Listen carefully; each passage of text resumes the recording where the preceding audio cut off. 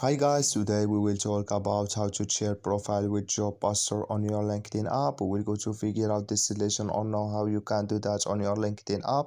All you have to do, just go up here, you will click here on this picture here on app, then it's going to show for us window like this, and you just click here on settings, and you come to settings window here, just waiting to show for you like this now, and you just click here on data privacy, and it's going to take you here in this window. And all you have to do now, just go down here and you keep going down, you come here to share your profile.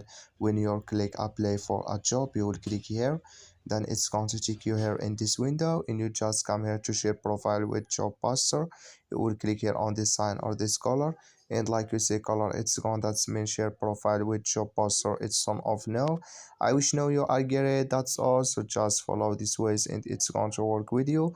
Thank you for your watching. Don't forget to support us by like and subscribe.